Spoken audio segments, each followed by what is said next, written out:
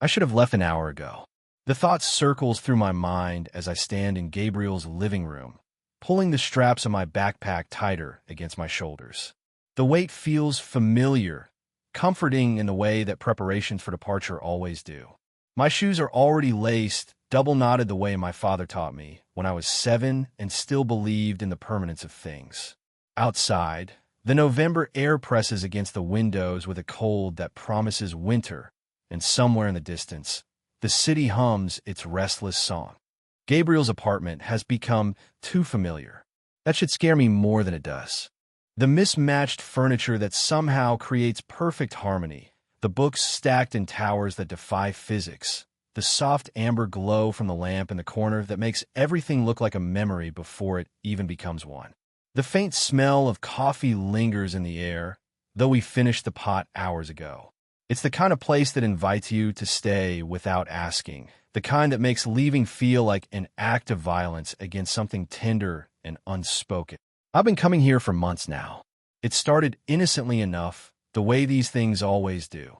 Mutual friends, casual invitations, the gradual shift from group gatherings to just the two of us. Somewhere along the way, this small space became my refuge, though I've never admitted it out loud. Not to Gabriel, not to myself, not to anyone who might try to name what this is becoming. Gabriel lingers in the doorway between the living room and the kitchen, watching me with that expression I've learned to read, but never to trust. There's something careful in the way he holds himself, as if he's balancing on the edge of saying something that can't be unsaid. His dark hair falls across his forehead in the way that makes my chest tighten, and his hands rest at his sides with a stillness that feels deliberate. He's 21, only a year older than me, but he carries himself with the kind of quiet confidence I've always envied. The kind that comes from knowing your place in the world, even when that world feels uncertain. I've been 20 for 3 months now, and I still feel like I'm pretending to be an adult, moving from place to place, never letting myself settle, never letting myself need anything or anyone for too long. It's safer that way, cleaner.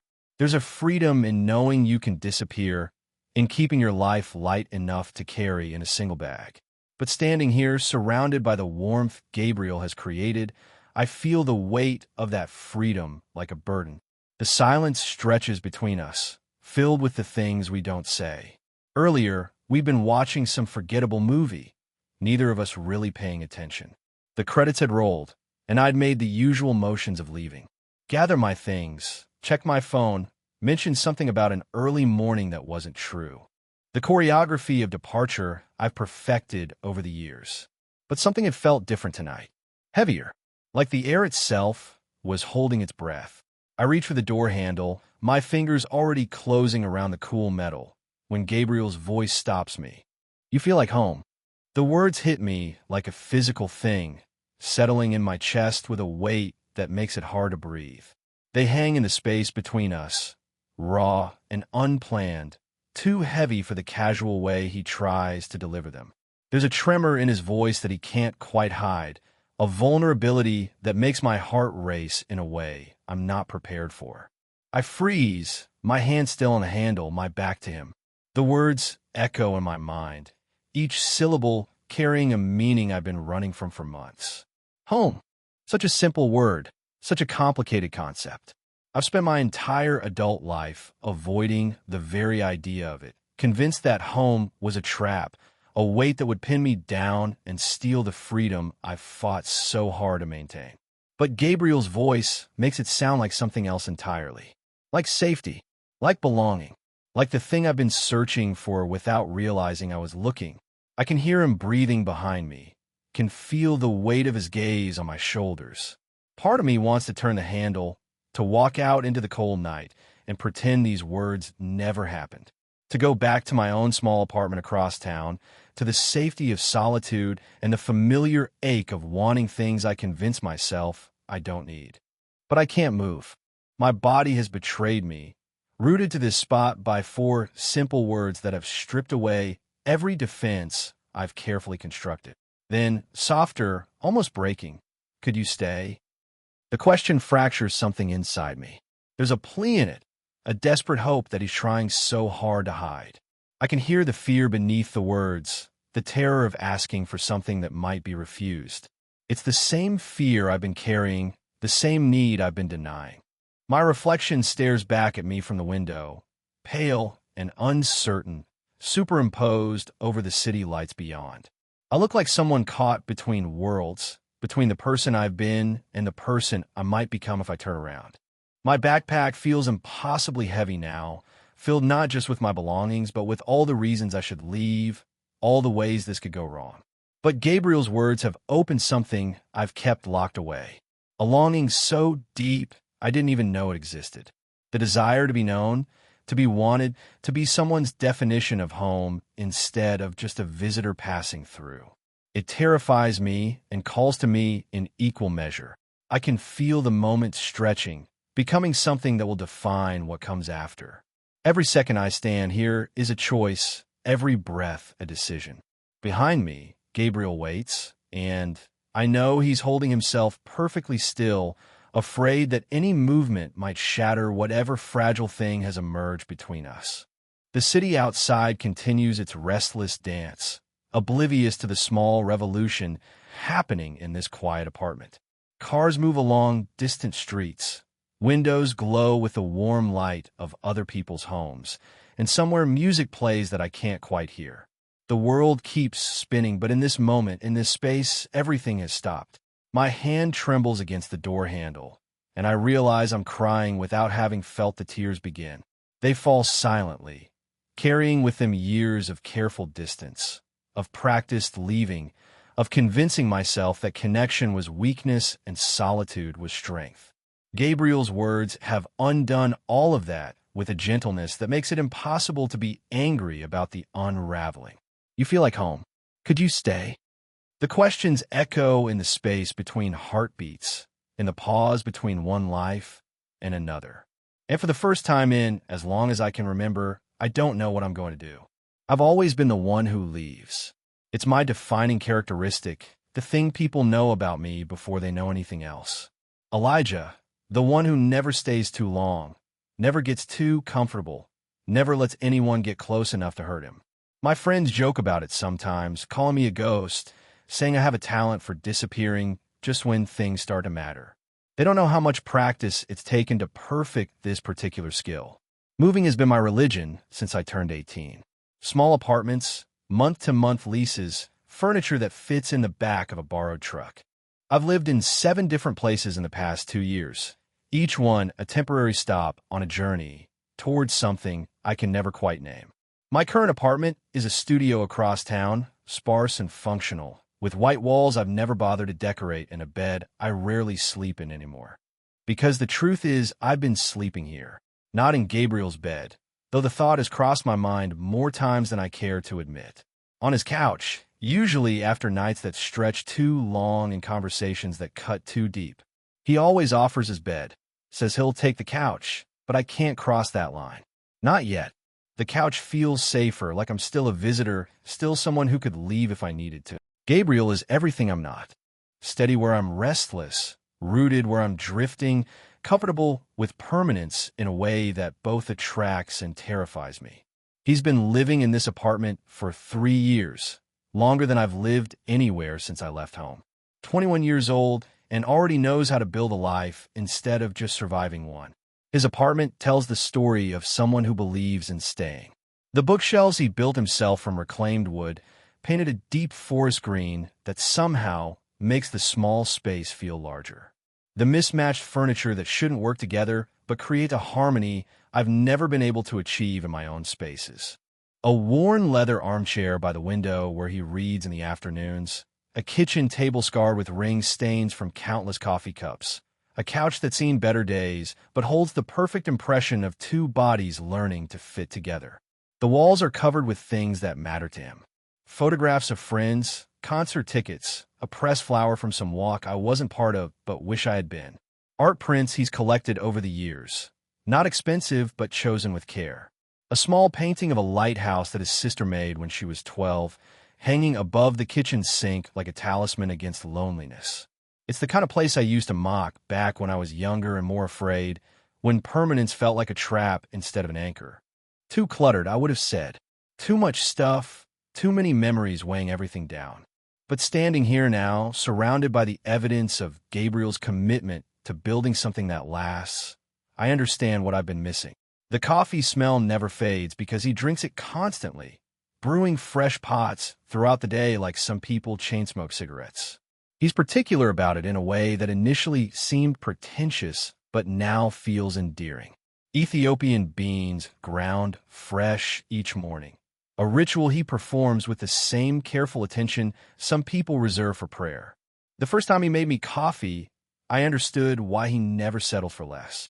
We met 6 months ago at Sarah's birthday party, one of those cramped gatherings where you end up in conversations with strangers by default. I remember noticing his laugh first, the way it filled the room without demanding attention. He was sitting in the corner, talking to someone about a book I'd never heard of, gesturing with his hands in a way that made the story come alive. I spent most of that night watching him without meaning to, drawn to the easy confidence he carried like a favorite sweater. The friendship developed slowly, the way good things do when you're not trying to force them. Group dinners that gradually became one-on-one coffee meetings. Casual invitations to movies that turned into long walks afterward. The night he first invited me over to his apartment, ostensibly to borrow a book, but really because neither of us wanted the evening to end. I started coming back. Not every night, not even every week at first, but often enough that I began to recognize the way the light changed throughout the day, how the shadows moved across his living room floor. Often enough that he stopped asking if I wanted coffee and started making extra without thinking about it. Often enough that I began to keep a toothbrush in his bathroom, though neither of us acknowledged what that meant. Gabriel hides his own uncertainties behind easy humor and careful questions. He asks about my day like he's genuinely interested in the answer, listens to my rambling thoughts about books or music or the way the city looks different in winter light. He remembers details I've forgotten sharing, brings up conversations from weeks ago like they've been living in his mind the same way they've been living in mine. But I see the way he watches me when he thinks I'm not looking, the careful attention he pays to my moods and silences. There's something hungry in his gentleness, a need he's trying not to let show. He wants something from me that I'm not sure I know how to give, something that requires staying in one place long enough to let it grow. His apartment has become my refuge, though I've never said it aloud. The place I come when a world feels too sharp, when my own space feels too empty, when I need to remember what safety feels like. It's become more familiar to me than my own home, more necessary than I'm comfortable admitting. And now, with my hand still frozen on the door handle, I realize that Gabriel has been watching this whole time, waiting for me to understand what he already knows. That I've been building a home here without permission, creating something I've spent my whole life running from. The evening had started like so many others, with that familiar rhythm we developed without planning. Gabriel making dinner while I sat at his kitchen table, reading aloud from whatever book had caught my attention that week. The simple domesticity of it should have terrified me, but instead it felt like breathing after holding my breath for years. We'd settled on the couch afterward with some movie neither of us particularly wanted to watch. One of those forgettable romantic comedies that serves as background noise for better conversations. But tonight, the conversations hadn't come.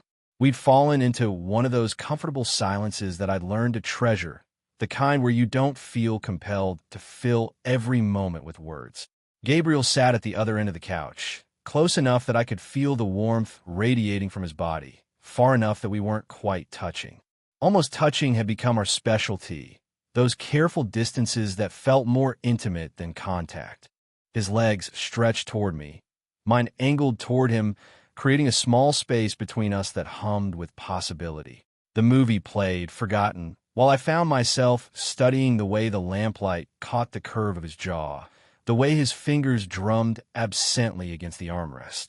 There was something different about him tonight, a restlessness I couldn't quite name. Usually he was the steady one, the anchor that kept me from drifting too far, but now he seemed to be fighting some internal current of his own. When I finally stood to leave, it was past midnight, though time had become meaningless in the warm cocoon of his living room.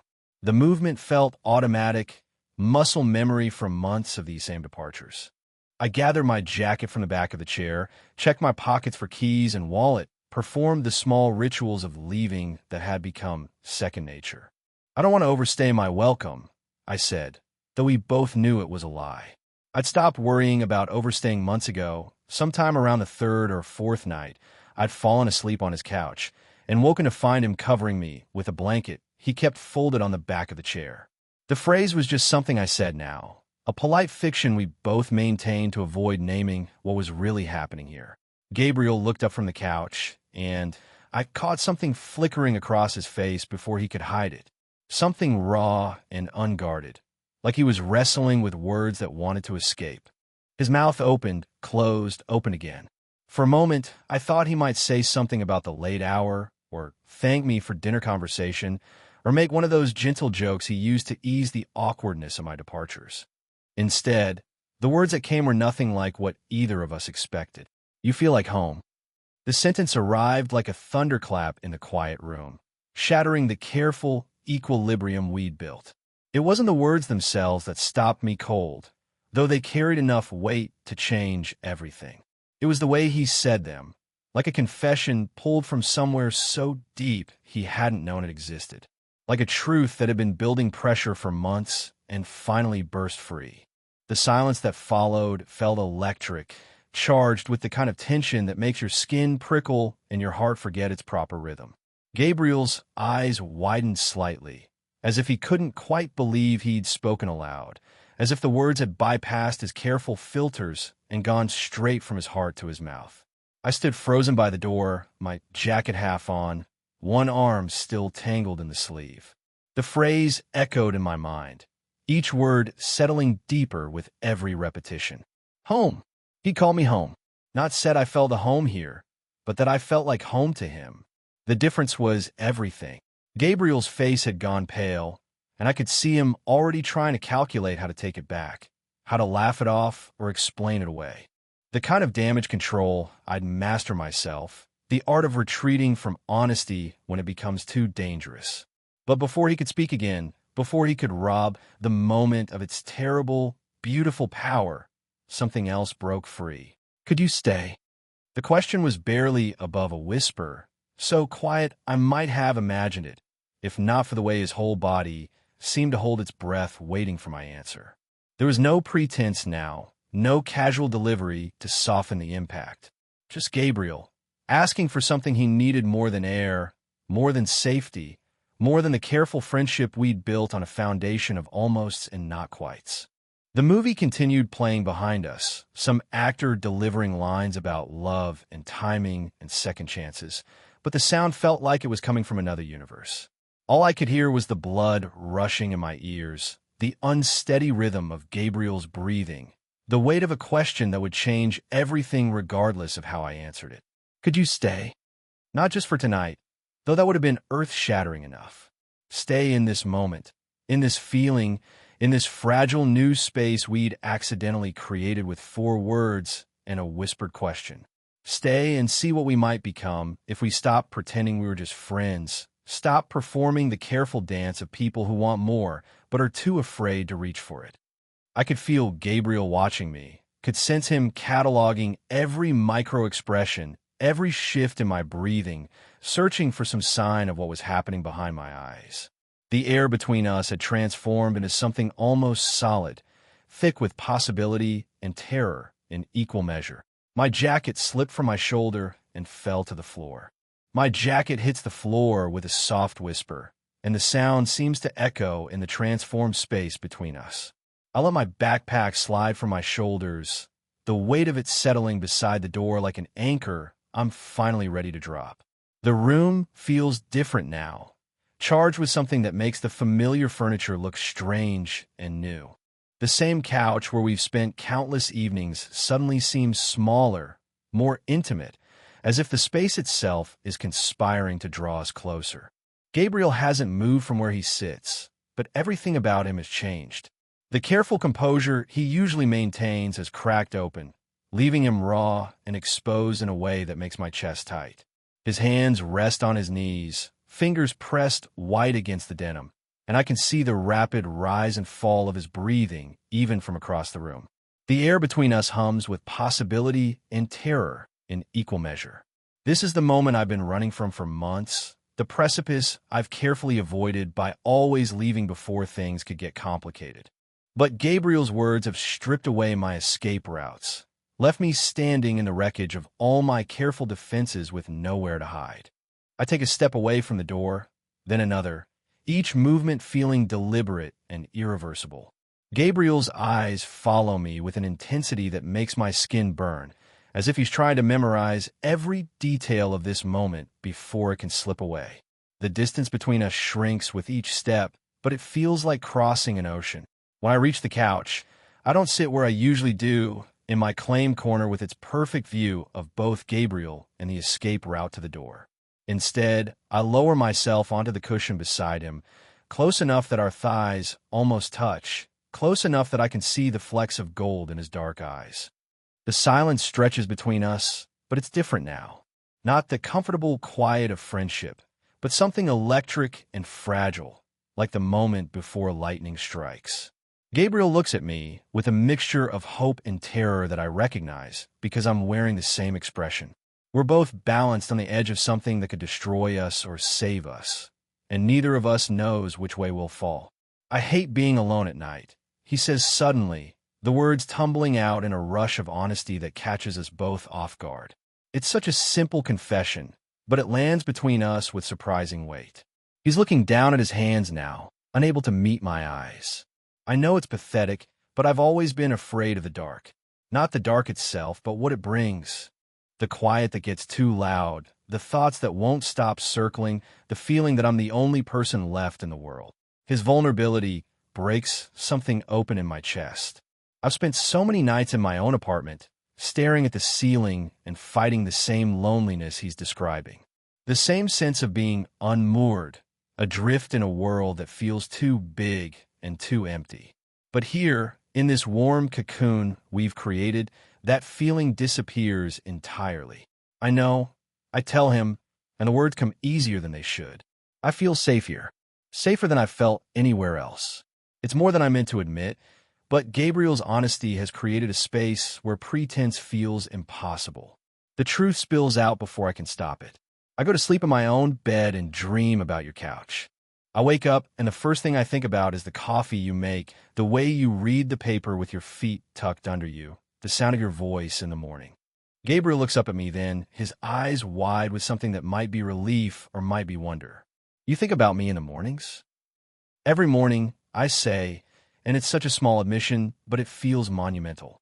I think about you when I'm walking to work, when I'm grocery shopping, when I'm trying to fall asleep. I think about the way you laugh at your own jokes, the way you dog-ear pages in books, even though you know it drives me crazy, the way you always make sure there's enough coffee for two, even when you're not expecting me.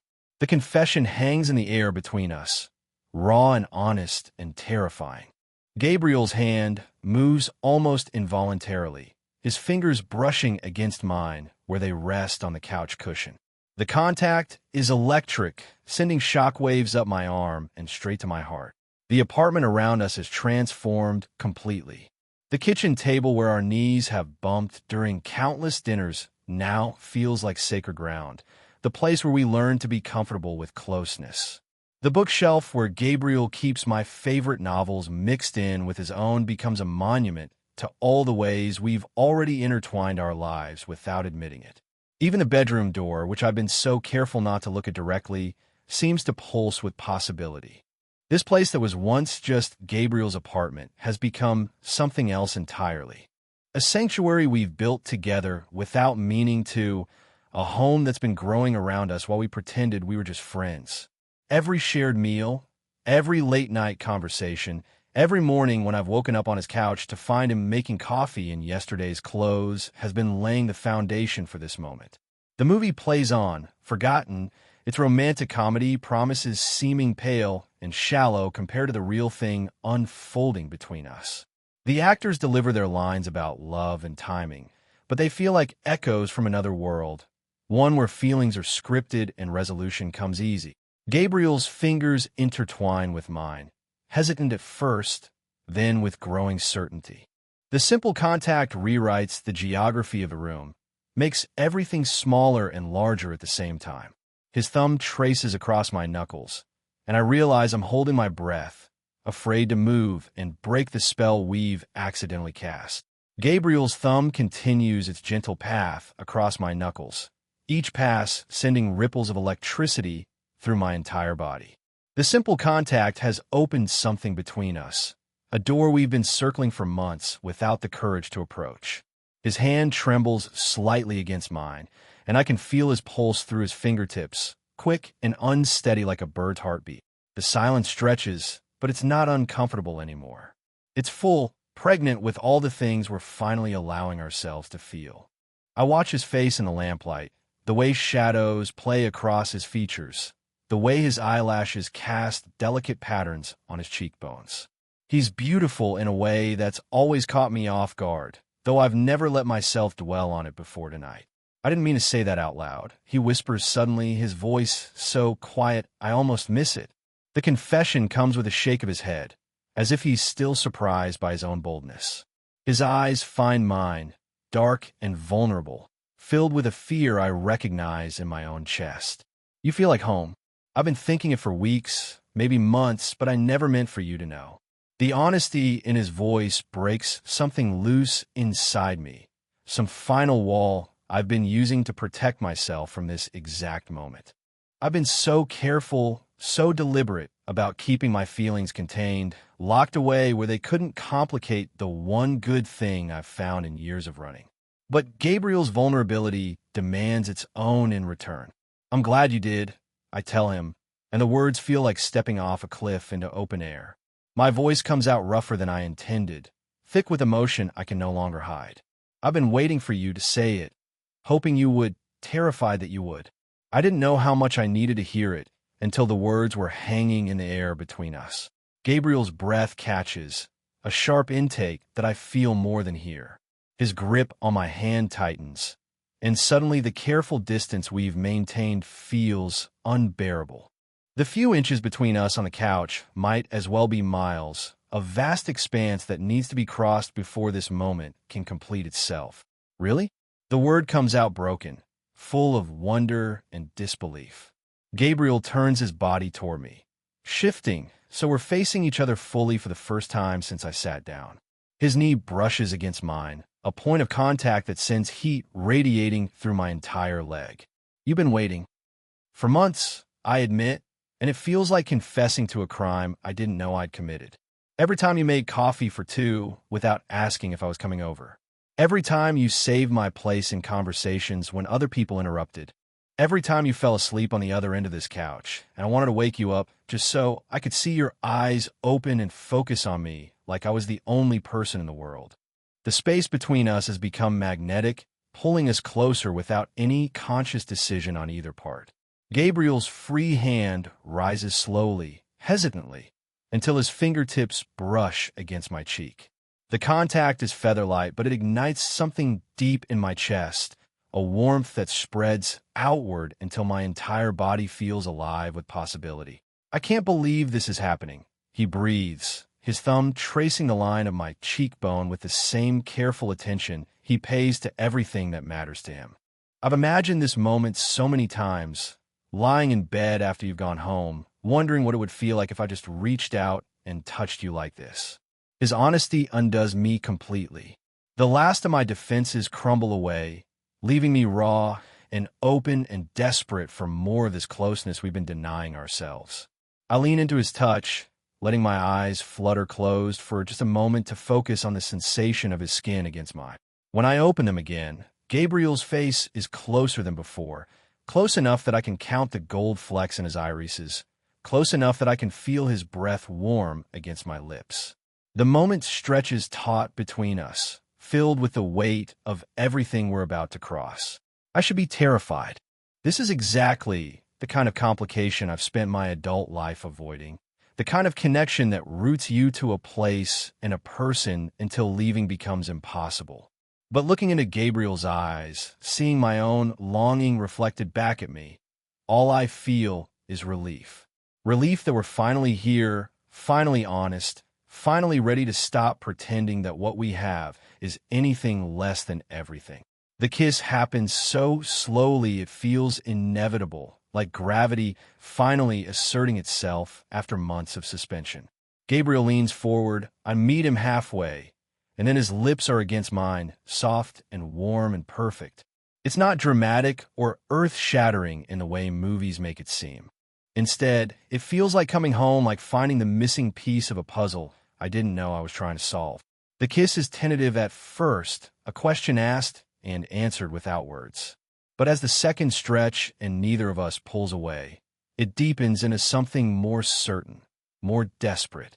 Gabriel's hand slides into my hair, his fingers tangling in the strands as he pulls me closer. I can taste the coffee we shared hours ago, can feel the slight tremor in his lips that matches the earthquake happening in my chest. When we finally break apart, we don't go far. Our foreheads rest against each other, our breathing ragged and synchronized, the space between us electric with the aftermath of finally crossing the line we've been dancing around for so long. Years, Gabriel whispers against my lips, his voice thick with emotion. I've been circling this for years, pretending I didn't want more than friendship, pretending I wasn't falling in love with the way you make my coffee taste better just by being here to drink it with me. The word hangs between us like a benediction, like a prayer finally answered.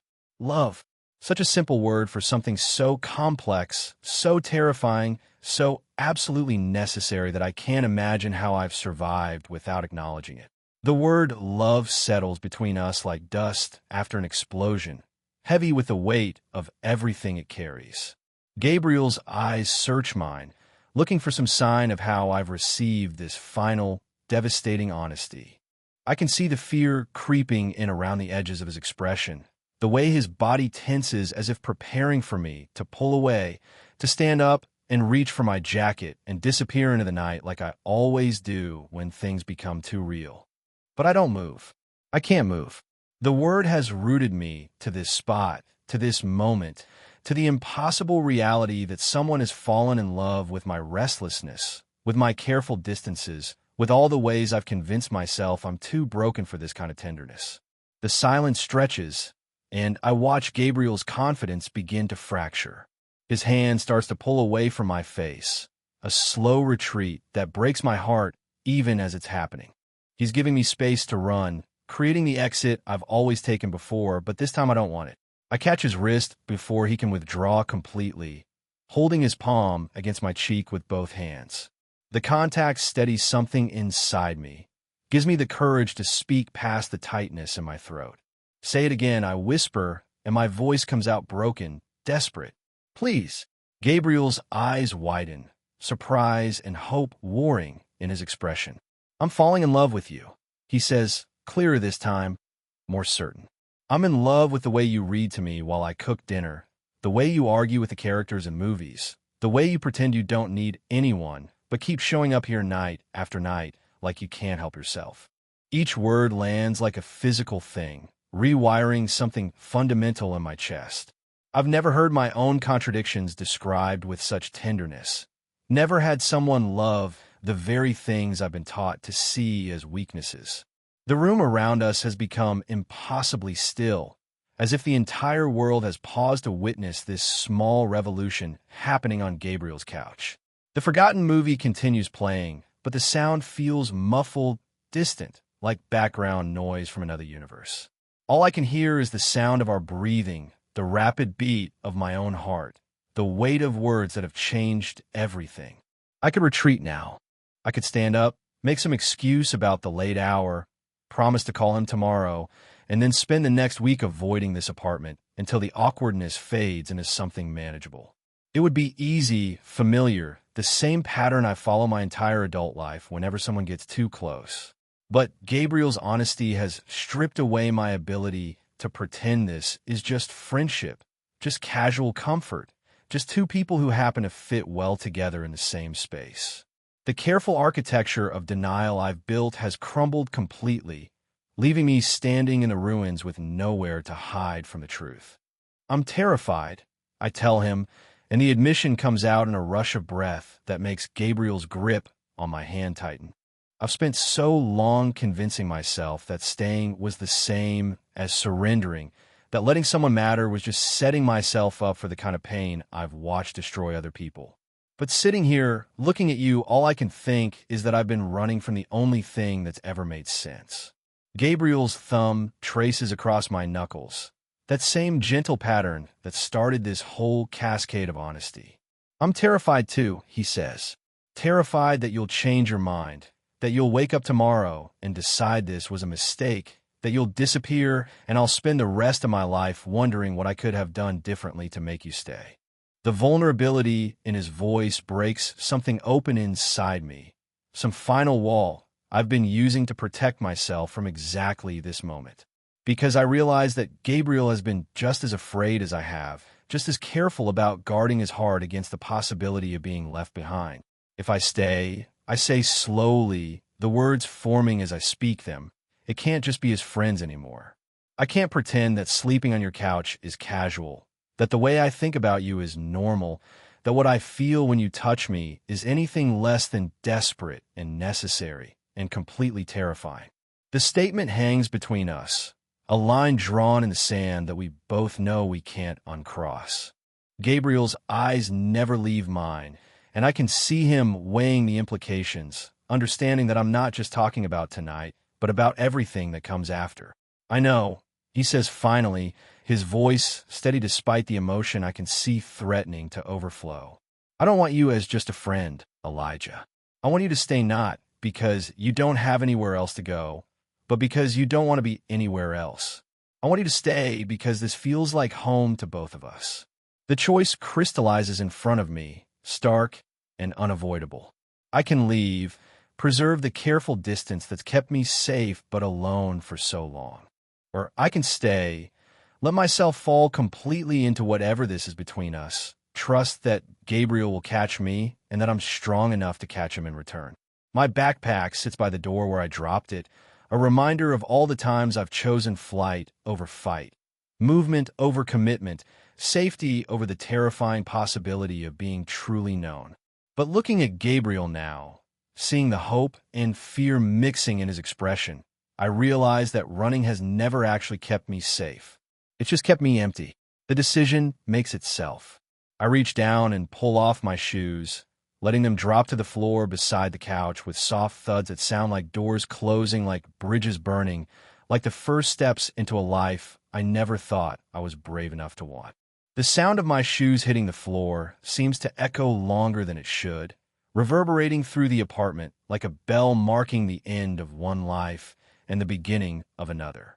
Gabriel's eyes follow the movement, understanding immediately what it means, what I'm choosing. The relief that washes over his face is so profound it makes my chest tight with something that might be love, or might be terror, or might be both at once. Hours pass, though time feels different now, stretched and fluid like honey poured from a jar. We don't move much from the couch, don't feel the need to fill the space with activity or conversation. Instead, we exist in the quiet aftermath of honesty, learning how to be in the same space without the careful walls we've maintained for so long. Gabriel makes coffee at some point, though neither of us is tired in any traditional sense. We're too wired on adrenaline and possibility, too afraid that sleep might break whatever spell we've cast over this small apartment.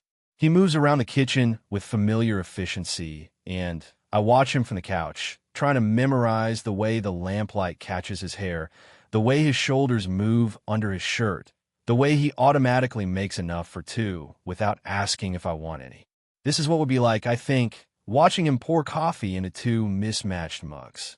This domestic dance, this quiet partnership, this assumption of togetherness that I've been so afraid to want.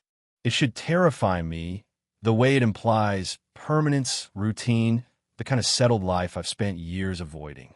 But instead, it fills me with a peace I didn't know existed. When Gabriel returns to the couch, he sits closer than before, close enough that our thighs touch, close enough that I can feel his warmth along the entire length of my leg. He hands me my coffee, and our fingers brush as I take it, sending that familiar jolt of electricity up my arm. Even now, after everything that's been said, The simple contact still has the power to make my heart skip. The movie has long since ended, replaced by the quiet hum of the city outside. Occasional cars pass on the street below, their headlights sweeping across the windows and painting temporary patterns on the walls. The world continues its restless motion while we sit perfectly still, learning how to exist in this new configuration of ourselves.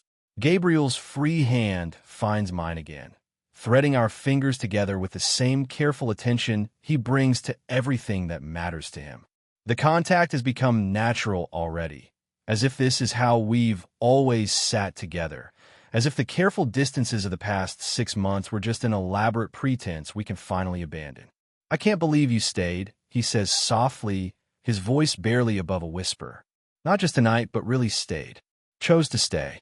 His words carry the weight of understanding, acknowledging that what I've done goes far beyond simply not leaving his apartment. I've chosen to stop running, to plant roots in a place and with a person, to let myself be known in ways that make disappearing impossible. "I can't believe I almost didn't," I reply, and it's true. Hours ago, standing with my hand on that door handle, I was seconds away from walking out into the cold night and pretending none of this mattered. The thought of how close I came to missing this, to missing him, makes something cold settle in my stomach. Gabriel shifts beside me, angling his body so he can see my face more clearly. "You know you don't have to be afraid anymore, right?" He speaks carefully, as if he's afraid the wrong words might send me bolting for the door despite my shoes sitting abandoned on the floor. Of needing this, of needing me. It doesn't make you weak or trapped or any of the things you think it makes you. The understanding in his voice breaks me open again, revealing how clearly he's seen through all my careful defenses to the fear underneath. He knows about the running, about the careful distances, about the way I've convinced myself that independence was the same as strength. I know, I tell him, though I'm not sure I completely believe it yet. I think I'm going to need time to learn how to stay, how to want something without simultaneously planning my escape from it. But I want to learn. I want to learn how to be someone who gets to keep good things. Gabriel's smile is soft and patient, full of the same gentle certainty he's brought to every conversation we've ever had. "We have time," he says. "All the time you need." The promise settles into my bones like a benediction. Time. Such a simple concept that's felt like a luxury I couldn't afford for so long. Time to figure out how to love someone without losing myself. Time to discover what home feels like when it's built on choice rather than circumstance. Time to become the kind of person who stays. Later, when exhaustion finally begins to creep in around the edges of our conversation, Gabriel offers his bed again. This time, I don't automatically deflect to the couch. We don't cross every line at once, don't rush towards some predetermined destination, but we fall asleep tangled together on top of the covers, still fully clothed, Gabriel's arm wrapped around my waist like an anchor. I wake once during the night to find the apartment perfectly quiet, the city settled into its temporary stillness. Gabriel sleeps beside me, his breathing steady and warm against my shoulder, and for the first time in longer than I can remember, the darkness doesn't feel lonely. It feels full, pregnant with possibility, like the pause between one song and the next. My backpack still sits by the door where I dropped it hours ago, but it looks different now. Not like an escape route or a reminder of impermanence, but like luggage that's finally arrived at its destination. Like something that can be unpacked, put away, forgotten about for as long as I want to stay in this place that's become home without either of us planning it. In the morning, Gabriel will make coffee for 2, and I'll be here to drink it,